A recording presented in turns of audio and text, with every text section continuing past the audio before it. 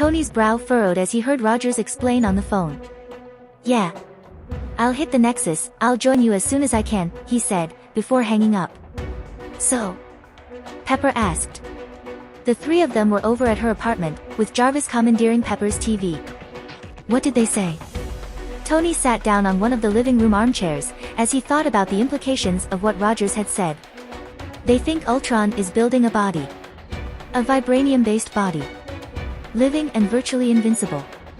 Invincible? Pepper asked. He'll be more powerful than any of us. Maybe all of us even, he explained. But with the scepter in control. She said, thoughtfully. Tony took one of the cookies his girlfriend had offered and nibbled on it. I don't know. Usually, I wouldn't care how powerful one of my AIs gets, as long as they play safe, sane, and consensual. Pepper didn't even raise an unimpressed eyebrow at his joke, so he continued, but I am not sure power is what Ultron wants. That might just be the mind control talking. Pardon my interruption, sir, but a living body? Jarvis spoke, sounding hesitant. Oh. It hadn't occurred to Tony that might be something Jarvis wanted. That Ultron wanted. The human form was so inefficient. Jarvis was a living, sentient being, regardless of his form. But, people often forgot that. Maybe Jarvis forgot that too. I had strings, but now I'm free. Ultron had built a small, android body, as soon as he could. Why hadn't Jarvis ever mentioned a body? Or even shown curiosity at the idea? He should have known Tony would have built him one.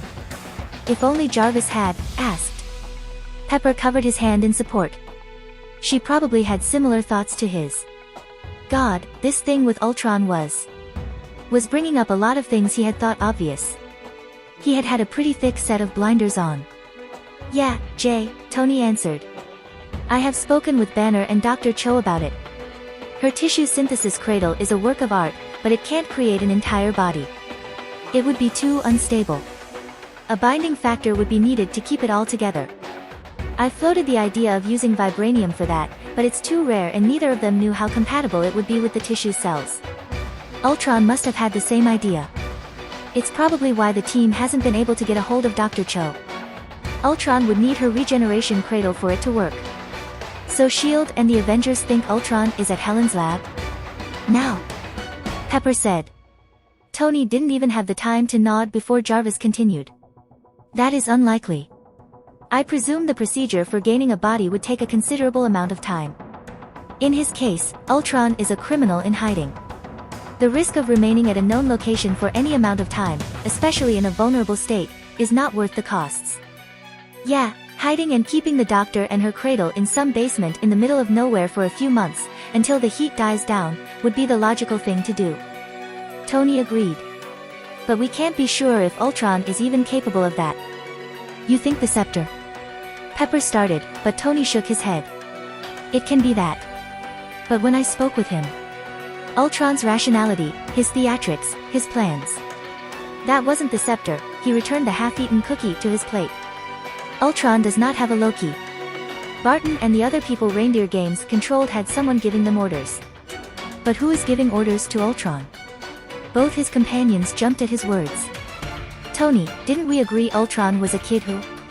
Sir, the scepter itself is a mind, so perhaps? As they both stopped, Pepper asked Jarvis to continue. Sir, when I first scanned the scepter, we learned that it, in fact, contained something, almost like code. Dr. Banner even said that it was like a functioning brain once he saw the projections. There is a distinct possibility that Mr. Odinson does not have mind control abilities at all. But, as a sorcerer, knew how to use those that the scepter already had. Perhaps, his last instructions are the cause, or the scepter's mind itself now wishes to rule the world, so they are able to take over Ultron's relatively inferior programming and inexperience. You may be right. But the Ultron I met.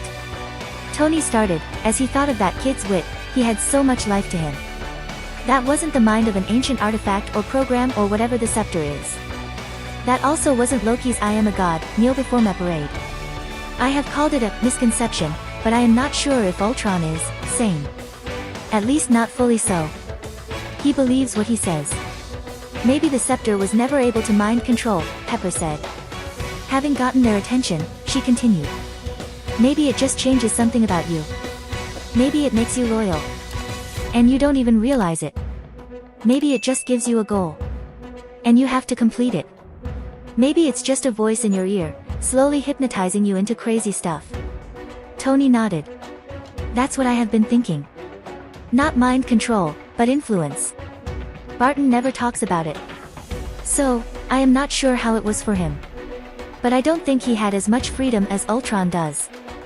Loki could have served as a guiding force. Ultron does not have that guidance. That specificity in plans and purpose.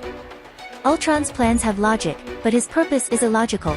World peace, ruling the world, gaining a living and very killable body. That's impulsive, disjointed, childish. Perhaps, Jarvis interfered. To use Ms. Potts' words, the voice in his ear is getting more influential with time. Very possible. Tony agreed. Again, this is just guessing. No real way to test it. No real way to know if the kid will be the same without that influence. Sir, with all due respect, Ultron, Jarvis started to disagree again. Tony laid back on the armchair and grinned at the TV, where Jarvis's name was shining an electric blue. Time to bring some sunshine into the room. So defensive for the young one already, Jarvis? Getting serious about those big brother duties, aren't you? A weird, unexpected sound escaped through the audio. He stopped laying back and leaned forward. Did Jarvis just? That was a snort, he shouted, and Pepper laughed. You just snorted, Jay. You, the deadpan sorry sir but I sound British so I have no emotions, I just snorted. Time to get that stuffy ass off your high horse, cause you make inelegant, irrational noises just like the rest of us mere mortals. A moment of silence followed his words. Your mental condition has deteriorated even further, I'm afraid, Jarvis said. You are experiencing severe hallucinations, sir. I must recommend an urgent appointment with a neurologist. Ha, Tony answered. But Pepper heard it too. You can't pretend it didn't happen. He then looked at Pepper, looking at her with an exaggerated amount of hope. Right, Pepper winked at the camera through which Jarvis was watching and said, at her most inexpressive, I didn't hear anything, Tony. Perhaps, we should look for a neurologist.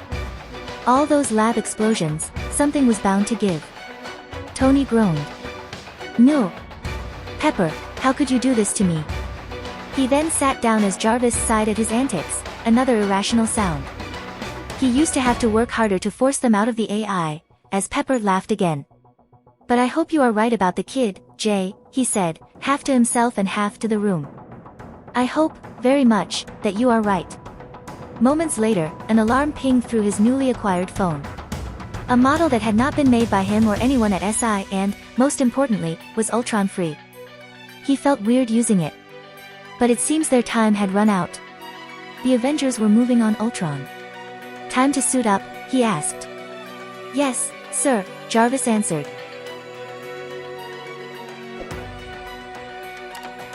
If you like this content, don't forget to like and subscribe. See you later, bye bye.